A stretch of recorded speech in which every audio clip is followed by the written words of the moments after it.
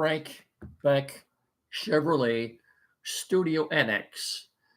This is Time Out Overtime on the Time Out Overtime YouTube channel. I'm your host, Rick Arsenault, and as usual, before we get started, if you haven't done so yet, get down there in the corner and smash that like and subscribe button. Thank you very much for that. And if you would please tell your friends about our podcast every Tuesday, Thursday, and Saturday. The more the merrier. No, I'm sorry, the more the merrier. I got the Seattle Mariners on my brain the last couple of days. The more the merrier we have here. My motto, more or less, as you know, as it is on Saturday morning, is to do my darndest to keep you best informed with everything pertinent and relevant to what's going on in our area in regard to the sports scene. And I will continue to adhere to that, and I will do my best to keep you totally informed. As long as you promise to keep coming back and watching me. We got a deal? Okay, all right. Mainly Tigers and Lions, a couple of other things mixed in there. So let's get started, shall we? You know, colder weather is closer than we want it to be. And the service department at Frank Beck Chevrolet says now is the time to make an appointment to make sure that your vehicle is ready for the winter weather ahead. Let them check the strength of your battery, your belts, your hoses, wiper blades, antifreeze, and more. Plus, now is the perfect time to get those new tires so you don't go skipping and sliding down the highway. And if you don't think your car will make it through another winter, let the sales pros at Beck's help you find a vehicle for all seasons. You know, the 2025s are rolling in pretty much every day, so their selection is tops. Check out their inventory on their webpage at frankbeckchevy.com or stop by the dealership, of course, at N99 between Hillsdale and Jonesville. 517-849-2886. And,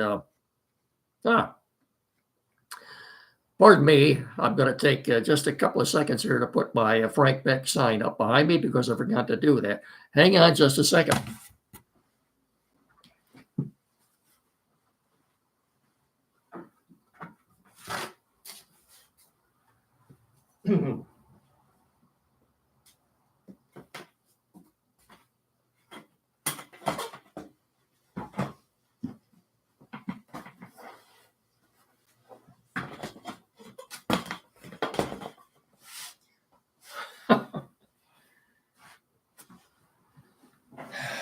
Now it's official. Now we're ready to go. We bring Miggy in here, and we're good to go. Like I said, 517-849-2886, and let them help you experience the Frank Beck difference. Get in there, get your car winterized, and if you don't think it'll make it through another winter, I think they've got the vehicle that you're looking for. So Chevrolet, together, let's drive. Experience the Frank Beck difference. So we go kind of helter-skelter there the first couple of minutes as I forgot to put the sign up for the good folks at Beck Chevrolet. And before I forget to, thank you to everyone, each and every one of you that made Saturday out there a complete success as we honored our area's first responders and more specifically we honored a fallen soldier. That was a very touching, heartwarming experience out there on Saturday. And thank you to everyone that showed up. You helped make that a complete success. Thank you so much. And let me take a swig of water before we get started here.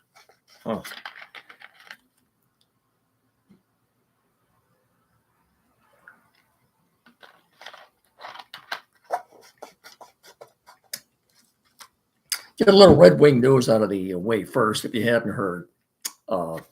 The Red Wings have come to an agreement with Lucas Raymond on a 8-year extension. So good for him. Steve Yzerman did mention, I believe, yesterday, they are a long way away from coming up with something with Mo Seider. As they start training camp next week in Traverse City. I'm sure at some point this season uh, they'll have a deal. I'm pretty confident about that. Anyway, congratulations to Mo Seider on a very lucrative 8-year deal with the Wings.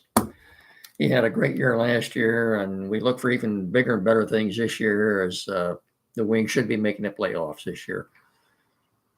Glad we're having hockey back. You've got a full season for the Wings and the Pistons guaranteed on Bally. Good for that. ESPN has reached an agreement with DirecTV. So those of you that have the DirecTV satellite dish are once again getting ESPN at ABC. Congratulations for that, too. Before we get into any football, of course, the Tigers, what they're doing right now, they come from behind thrilling fashion last night. After giving up a grand slam to Bobby Witt Jr., Reese Olson looked a little rusty. Pitched 2 scoreless innings, came out in the 3rd inning, and that's when things kind of got away from him. But Bobby Witt Jr. has had a sensational year. I believe that was his 32nd home run of the year. Is he one of the best shortstops in baseball? He certainly is. Kudos to the Tigers, though. Look, what the Tigers are doing right now, by the way, they're a game and a half behind the Minnesota Twins for that final playoff spot right now. They're a half a game ahead of the Seattle Mariners, who begin a series tonight with the Yankees. So right now, is those 3 teams are involved. Let's just look at this for a second. You've got the Tigers, 2 games left with the Royals, and they head to Baltimore for 3. And they come home next week for their last 6 games, 3 with Tampa and 3 with the White Sox. The Twins, as we speak right now here on Tuesday, have 3 games left in Cleveland. And they go to Boston for 3. And then they come home, play 3 with the Marlins and 3 with the Orioles. The Tigers, as I said, they've got these 2 games in Baltimore. Then they last 6 games at home, and the Mariners, by the way, too. I don't want to leave them out. They're just a half a game behind the Tigers, 2 games behind the Twins as we speak right now. They start a 3-game series with the Yankees tonight in Seattle. And their last 9 games, they go to Texas for 3. They go to Houston for 3, and they finish up at home 3 against the Oakland A's. The Twins have the tiebreaker over the Tigers. You probably know that by now, by virtue of the fact that they won 7 of the 13 games that the 2 teams played this year. The Tigers have the tiebreaker over the Mariners. I believe the Twins also have the tiebreaker over the Mariners. Look, I looked at this last week. What happens if 3 or more teams finish with identical records for that final playoff spot? I went over and over that several times, and it's so complicated. I wish I could explain it to you, but I can't. It looks like something a physicist might have put together. Really, I don't know who came up with this, but let's just hope that doesn't happen. Okay, what the Tigers are doing right now, and I still think it's a long shot. To me, this doesn't make any sense at all. Not one lick of sense. They were sellers at the trade deadline. That means you're conceding the season. It's a concession move. You're trading big league ball players for prospects, minor league prospects. And by the way, speaking of that, I don't think it's any coincidence here. Since August 23rd,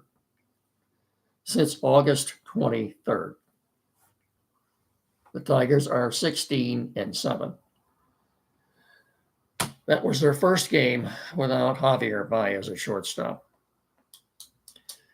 And I've talked about this several times. Addition by subtraction. I don't think it's any coincidence that once Baez was gone and out of the lineup, they've been playing better. I'm not saying he was bad guy in the locker room, far from it, but I think his what am I saying? I think his cavalier attitude. I think his cavalier attitude had a bad influence on the younger players. I really do, and I think they're better off with Sweeney at shortstop right now. Now, it's a long shot. I don't see them doing it. Like I said, right now as we speak, they're 78 and 73. Let's look at this. Let's let's say they split the next two games with the Royals. They win the series 2-1.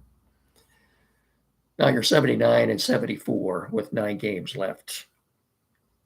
I still think you'd have to win 86 because remember you got to have one more win than the Twins. You still have to have 86, so that means, boy, you'd still have to go 7-2 in those last 9 games. That's a pretty tall task, you know. Look, if you could come home next Sunday night and you're still a game or two behind the Twins, I think you're in great shape. So we'll see. See what transpires the rest of this week. What the Tiger bullpen is doing, again, is look. People are asking me if they can pull this off. I'm saying no. You know something. You think sooner or later common sense will take over, because what's happened here the last almost month now, 3 or 4 weeks, doesn't make a lick of sense. None of this does. Well, Twins leaking oil. Yeah, they're leaking more than oil. They're about to have the motor fall out of the car with a couple of flat tires. Look, if the Twins don't make the playoffs, I've said this before too, the manager, Rocco Baldelli, should be fired. The executive vice president, general manager, Thad Levine, should be fired. Oh, yes, granted, they've got Buxton back in center field, Correa back at shortstop. But their bullpen is awful. Their bullpen is awful. They've got one reliable pitcher, maybe in Bailey Ober. Bullpen gave it up again last night after they took a 3-0 lead. If the Twins do get in, they'll get swept in that first round. They'll lose the first 2 games in the wild card series, and that'll be the end of it. But look, this is the first time in 8 years since 2016, and we have seen meaningful, relevant, significant baseball here in the middle of September. Let's just enjoy it, okay? Tigers they're going to finish with a winning record. That would be at least 82 or 83 wins, and I think that in itself is pretty darn remarkable. It's just that you would think sooner or later common sense would take over. It hasn't yet. I think it will, but we'll see. I don't like the pitching matchup for tonight. I think Kansas City will win tonight. They've got Skubal going tomorrow. Yeah, I know they've lost his last 2 starts. Sooner or later, when Skubal starts a game, they got to win. So we'll see. Let's just enjoy the moment. Hop on the wagon and enjoy the ride. But I'm not expecting them to make the playoffs. I'm just not. I'm sorry. Okay, before we get into going around the league, kind of taking a short review on what happened in week 2 of the NFL and talking about the Lions. I got to take a drink here. I'm not going to be able to finish this. So hang on, please. Bear with me.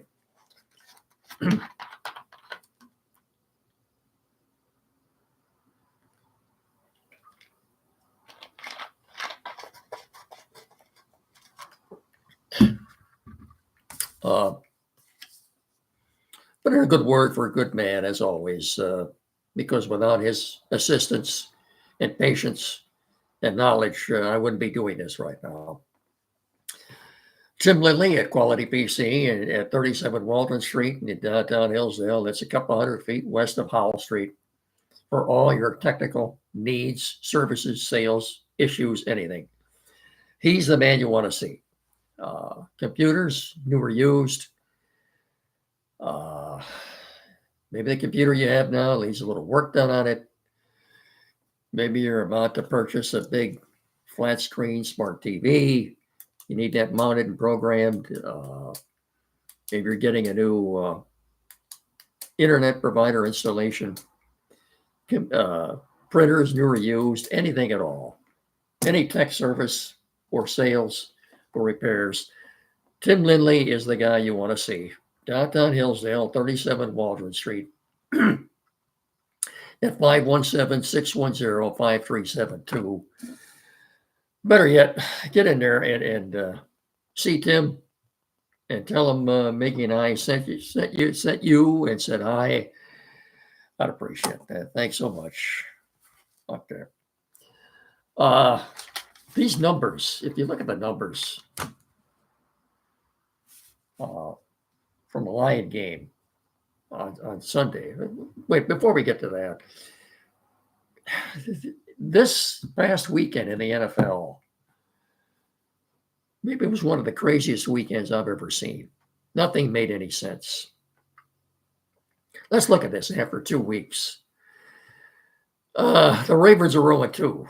They lost to the Raiders at home on Sunday.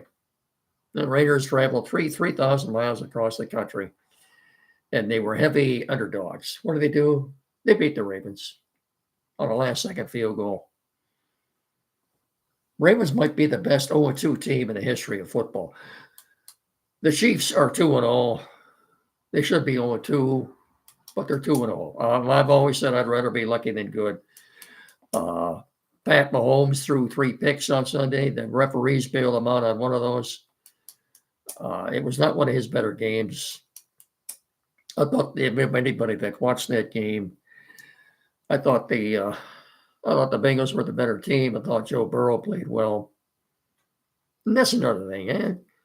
I texted while we were watching the game. But if I have to, if I'm watching a Chiefs game and I have to look at Taylor Swift one more time, I think I'm going to lose it.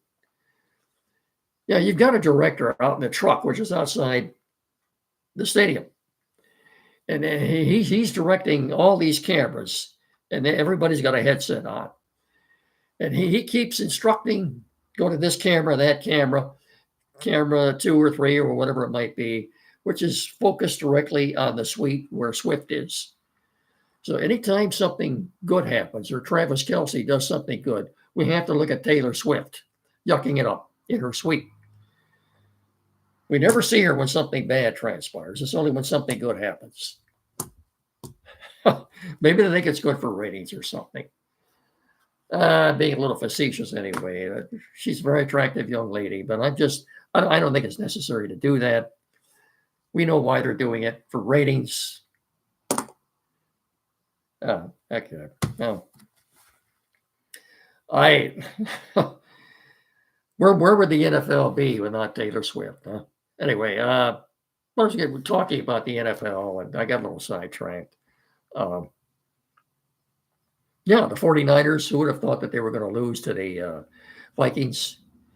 They only scored 16 points. The turning point of that game came when it was just a 3 or 4 point game, and the Niners were like on the 1 or 2 yard line, about to go in for a touchdown. They turned it over. Vikings took over, and they threw a long 93 or 94 yard TD pass to Jefferson. Sam Darnold, who has played well so far. I don't see the Vikings. I don't see them keeping this up. Malik Willis ran. He didn't have that good of a day, but it was good enough for them to beat the Colts. So the Packers are 1-1. The Bears lost to the Texans. Caleb Williams still kind of has that deer in the headlight look about him. The Bear offense has not done much these first couple of weeks. Defensively, I think they played pretty darn well, especially Sunday night against the Texans. No. But the Lions, if you look at the final stats,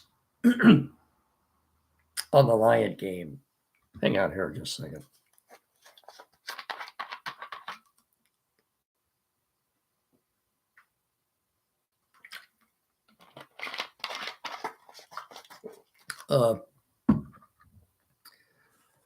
The mess up or goof up at the end of the first half, when the Lions literally left 3 points on the field, we'll probably never really know who was at fault, because Dan Campbell is too nice a guy.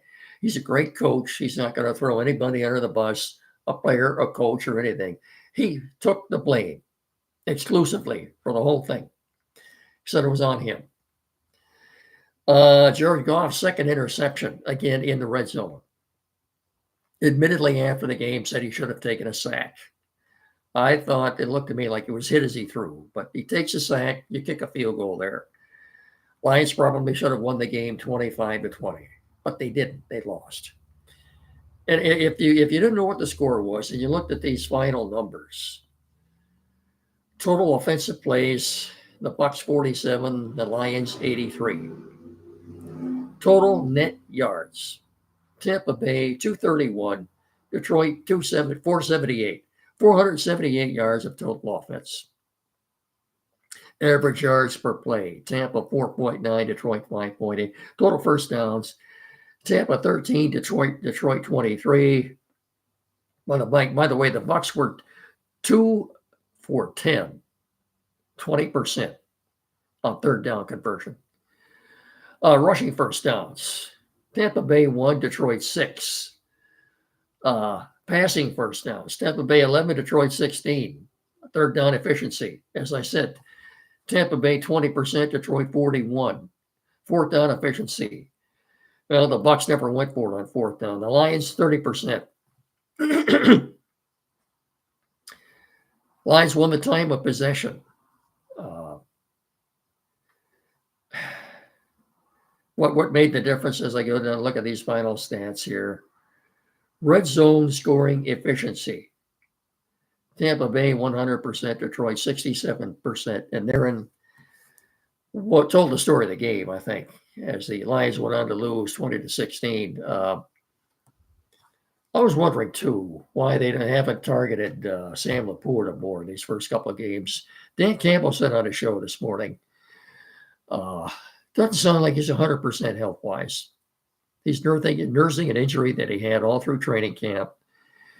And I still don't think he's 100% yet. I'd like to see them. I mean, he just hasn't been. I think he had 3 targets on Sunday. Look, this is going to come around. It's just too good of an offense not to. I'd like to see him run the ball more. I think they might have gotten out-coached too on Sunday. Todd Bowles is a very good defensive-minded coach. And one thing to me that is concerning, one last thing, just from watching the first couple of games, it looks to me like defensive coordinators are clogging up the middle of the field, taking that away from Jared Goff, making him go up the sidelines. I think it's, I don't think it's a hidden fact or anything. It's a copycat league, and coordinators look at tape, a lot of tape and a lot of film, and if they see what's going on, they see how defenses are stopping this high-powered offense, and they're just going to keep doing it until Ben Johnson comes up with an antidote for it. Will they do it Sunday? Again, and that's another game. The 4 Rams. They lost Cooper Kupp. They've already lost Puka Nacua. For Marvin Harrison and Kyler Murray to do what they did to the Rams on Sunday. Marvin Harrison's already got the Offensive Rookie of the Year wrapped up. He had quite a game on Sunday against the Rams. I think I don't have his numbers, so I think he had almost 200 receiving yards. He's a beast. And like I said, he's already got the Rookie of the Year wrapped up. By the way, the Lions are 3.5-point favorites in Glendale on Sunday. That's a 4:25 kickoff. What? Am I concerned? Not really. Remember, the Lions were one after 2 games last year. After seeing what's going on around the league, what a bad loss for the Eagles last night. Horrible loss to Atlanta. To let Kirk Cousins drive down the field with no timeouts and to score a touchdown and the extra point to lose by 1 point. That was a devastating loss for the Eagles last night. Kirk Cousins showed too that he's still got a little something left in his tank, I think, with that final drive. But that's about going to do it. Sorry for not having the sign up behind me right away, but now you see how I put that up. Okay, all right. That's going to about do it for now. Don't forget, every Saturday morning here locally, Time Out with Andy from 9 to 10 on 92.1 FM. And until I talk to you folks again on Thursday, remember, please tell your friends. Give me a look. I would sure appreciate it. So I'll talk to you on Thursday. Then remember, treat each other with respect. Have a good rest of your evening, and so long, everybody.